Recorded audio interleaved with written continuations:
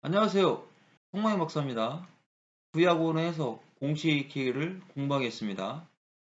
오늘 공부할 알파벳은 눈입니다.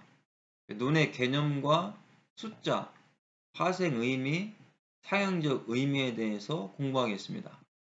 눈은 물고기라고 하는 상형 문자에서 온 알파벳입니다.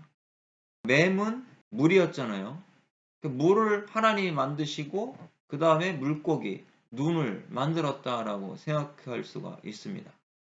이 눈은 구원과 탈출이라고 하는 내면적 의미를 가지고 있습니다. 물속에서 살아가니까 생명을 얻게 된 것이죠. 물고기가 물 밖으로 나가면 죽잖아요. 물을 만드시고 물고기를 만들었기 때문에 구원받게 되었다라는 의미가 되는 거죠. 우리도 원죄 가운데 살고 있었습니다. 이 세상 속에서.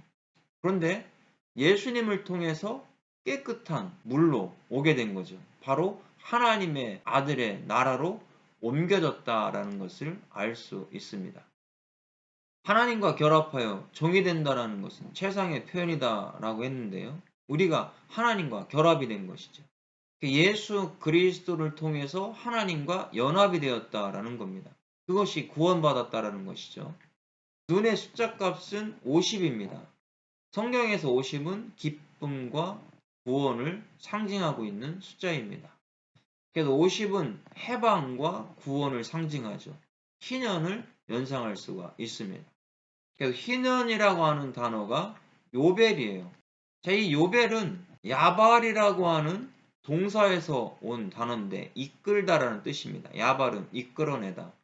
그래서 이 요벨은 희년이라는 뜻도 있지만 수양의 나팔이라는 뜻도 있습니다. 그래서 희년에는 나팔을 부는 거죠. 나팔을 불 때 해방되는 역사가 일어났습니다. 종에서 해방되는 것이고요. 잃어버린 땅을 되찾게 되는 것이죠. 그래서 우리는 어떻습니까? 예수님을 통해서 희년의 기쁨이 우리에게 왔습니다. 야발, 하나님께서 예수님을 통해서 우리를 원죄에서 이끌어 내셨다라는 겁니다. 구원의 역사가 일어난 것이죠. 이것이 바로 희년입니다. 눈에서 파생된 의미는 생산, 생명, 살아나는 거죠. 진리의 사역, 탈출되었다라는 거죠. 우리는 원죄에서 탈출된 겁니다. 복음의 말씀을 통해서. 그리고 구원을 받았고요. 또 물고기라고 하는 창형에서 온 것처럼 우리도 어떻게 보면 물고기와 같이 죽어있던 존재입니다. 썩은 물에서 살았죠. 원죄의 죄인은 썩은 물에서 살고 있는 것과 마찬가지입니다. 속사람은 죽어 있었죠. 그런데 예수 그리스도를 통해서 속사람이 살아났습니다. 노아라고 하는 단어가 있습니다. 눈으로 시작하고 있죠. 창세기 5장 32절에 노아는 500세 된 후에 셈과 함과 야벳을 낳았더라 그랬습니다. 노아는 구원받았죠. 다른 사람들은 다 홍수 심판에 죽었습니다. 그런데 하나님이 노아에게는 방주를 만들라고 했어요. 그 방주가 테바입니다. 테바, 십자가를 상징해주고 있죠. 베이트, 집입니다. 호흡하는 거죠. 해에서 왔죠. 숨구멍. 방주는 어떤 의미를 가지고 있습니까? 십자가 안에서 숨을 쉬는 게 방주입니다. 홍수 심판으로 다 숨이 막혀 죽었습니다. 물에 잠겨 숨을 쉬지 못했죠. 그런데 노아는 방주를 만들어서 십자가의 집 안에 들어감으로 숨을 쉬고 살아났습니다. 그러면 이 방주는 이 시대의 교회를 상징해주고 있죠. 우리는 이 방주와 같은 교회를 만들어야 됩니다. 십자가 예수 그리스도의 복음을 선포하는 방주를 지어야 됩니다. 방주를 만들 때 무엇을 발랐습니까? 역청을 바르라고 했어요. 이 역청은 코페르라고 하는 단어입니다. 코페르는 몸값, 속죄금이라는 뜻을 가지고 있습니다. 그럼 이것이 역청인데 바로 이 방주는 예수 그리스도의 몸값, 예수 그리스도의 보혈을 상징해주고 있습니다. 그럼 이 시대의 교회는 예수 그리스도의 피로 덧입혀지지 않고서는 세상에 더러운 물들이 들어올 수밖에 없습니다. 그러면 교회는 망하게 되는 겁니다. 그렇다면 우리는 항상 예수 그리스도의 피를 선포해야 될 것을 말씀해주고 있죠. 노아는 그 안에 들어왔기 때문에 살아날 수가 있었습니다. 예수님이 재림하실 때 우리도 예수 그리스도의 피로 살아나야 된다라는 겁니다. 그래서 우리도 노아처럼 방주 안에서 구원받고 죄에서 탈출하여 생명의 울타리 안으로 들어온 거죠. 그 생명의 울타리 안이 바로 방주였다라는 겁니다. 이 시대 우리의 생명의 울타리는 예수 그리스도 안에 있을 때입니다. 그것이 더 나아가서는 교회가 될 수가 있습니다.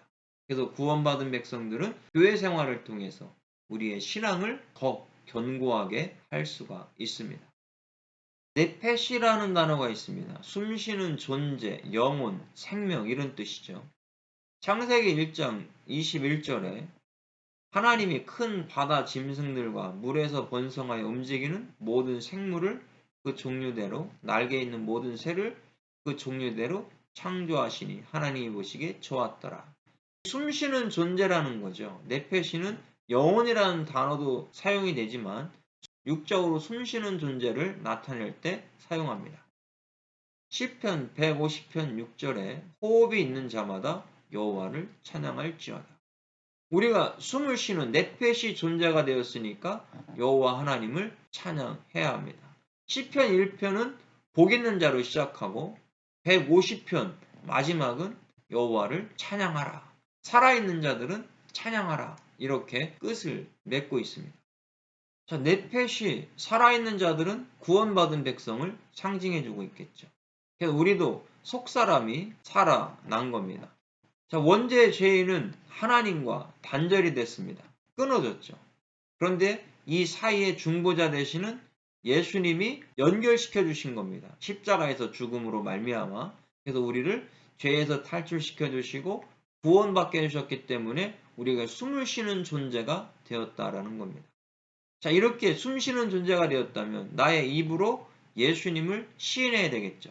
로마서에 말씀하고 있죠. 우리가 믿음으로 말미암아 예수 그리스도를 시인하여 구원에 이르렀다. 그 거룩한 이름 바로 예수 그리스도 하나님을 시인해야 될 것을 말씀해주고 있습니다. 그게 숨쉬는 존재라는 거죠. 우리가 매일같이 숨쉬고 있으니까 하나님을 높이고 예수님을 찬양해야 되는 겁니다. 나알이라고 하는 단어가 있습니다. 신발이죠. 출애굽기 3장 5절에 하나님이 이르시되 이리로 가까이 오지 말라. 네가 선 곳은 거룩한 땅이니 내 발에서 신을 벗으라. 자, 여기에서 이 호렙산에 있을 때 하나님께서 하신 말씀이죠. 이때 신을 벗으라는 의미는 어떤 의미입니까? 모세가 지금까지 신고 있었던 율법의 신을 벗어라 라는 의미를 가지고 있습니다. 그럼 신약에서 에베소 6장 15절에 평안의 복음이 준비한 것에 신을 신고, 그러면 하나님께서 준비하신 복음의 신으로 갈아 신어라 라는 의미를 가지고 있는 겁니다. 우리가 어떤 때 복음의 신발을 신을 수 있습니까? 예수님을 통해서 구원을 받을 때 복음의 신을 신을 수가 있습니다. 계속 율법적인 사고를 가지고 있다면 우리는 구원받을 수가 없습니다. 율법의 행위의 의로 구원 얻으려고 하는 사람들은 복음의 신발을 신을 자격이 없습니다. 예수 그리스도의 의를 믿은 자들이 구원받을 수가 있습니다. 자, 이렇게 복음의 신발을 신고 있는 사람들은 통찰력이 생기는 거죠. 분별력이 생기는 겁니다. 무엇으로 분별력이 생깁니까? 복음의 말씀으로 분별력이 생긴다라는 겁니다. 그리고 하나님의 말씀에 통제를 받게 되는 것이죠. 전쟁에 나가는 사람들이 분화를 신지 아니하면 제대로 싸움을 할 수가 없습니다. 우리는 복음의 군사입니다. 그러면 복음의 신발을 신고 영적 아마겟돈 전쟁에 나가야 되는 겁니다. 들어 올리다라고 하는 나사라는 단어가 있어요. 가지고 가다 이런 뜻이죠. 우리가 복음의 말씀을 통해서 예수님을 높이 들어 올려야 됩니다. 그럴 때 우리는 구원받아야 되겠죠. 구원받은 백성만이 주님의 이름을 높일 수가 있습니다. 바로 거룩한 하나님의 이름을 높이는 자들. 이 알레프, 하나님이잖아요. 황소에서 왔잖아요.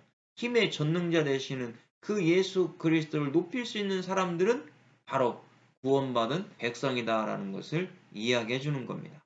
나탄 동사는 준다라는 겁니다. 복음의 말씀을 우리가 언제 나눠줄 수 있습니까? 무엇을 나눠줘야 됩니까? 십자가에 못 박히신 예수 그리스도의 복음을 나눠줘야 됩니다. 아직도 복음을 모르는 자들에게 나눠줘야 되겠죠. 바로 구원의 주체이신 예수님을 나누어 주는 겁니다. 이것도 바로 구원을 상징해주고 있죠. 우리가 복음을 세상에 계속해서 전파해 줄 수 있는 것은 바로 예수 그리스도밖에 없다라는 것을 말씀합니다. 나비라는 단어는 예언자입니다. 선지자를 나타내주고 있죠. 선지자들은 어떻게 하라는 겁니까? 구원받고 주님 안에서, 예수님 안에서 예수님이 하셨던 그 십자가의 사역을 힘의 전능자 하나님의 능력으로 하라는 의미를 가지고 있는 겁니다. 우리가 복음을 전하는 자들은 내 뜻대로 하는 것이 아니죠. 하나님께서 나에게 주신 말씀. 그래서 구약에 보면 예언자들이 말씀을 받았을 때 능동태가 아니라 수동태를 사용하고 있습니다. 수동태를 사용한다라는 것은 하나님께서 주신 그 말씀 그대로 선포한다라는 의미를 가지고 있습니다. 네제르, 왕관, 머리털 이런 의미가 있는데요. 이 네제르는 나자르, 나시린과 연관이 있습니다. 나시린들은 하나님 앞에 선택받은 백성이죠. 선택받은 백성들은요. 태어나면서부터 나시린이 있습니다. 사무엘, 삼손과 같은 자들이 있고요. 또 태어나면서가 아니라 자기가 스스로 나시린이 되는 사람이 있어요. 우리가 나시린을 조금 더 깊이 있게 파고 들어간다면 태어나면서부터 나시린들은 선택받은 백성이고 자기가 스스로 나시린이 되는 사람들은 육적인 거룩함만을 위한 사람이다라는 것을 구속사 관점에서 생각할 수가 있습니다. 자, 이렇게 구원받은 나시린들, 의인들이겠죠. 이런 자들은 왕관, 면류관이 준비되어 있다라는 겁니다. 하나님께서 구원받은 백성들에게 자인, 무기, 하나님의 복음의 무기를 허락하여 주시고 잉태, 복음의 말씀이 내 안에 항상 살아있는 자들, 그런 자들에게 면류관을 허락하여 주신다라는 겁니다. 생명의 면류관이 우리에게 준비되어 있다라는 겁니다. 바로 예수님을 통해서 우리는 창세전에 나시린이었습니다.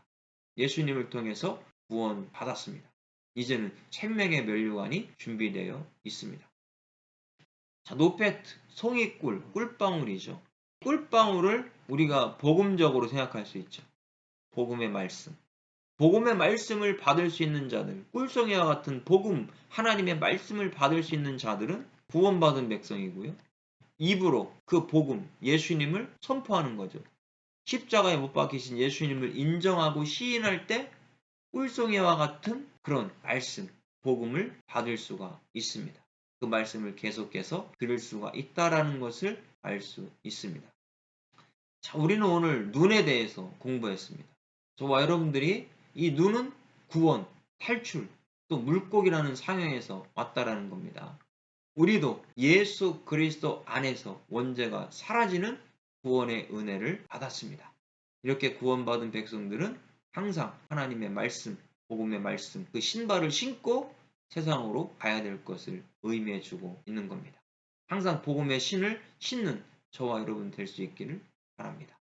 수고하셨습니다.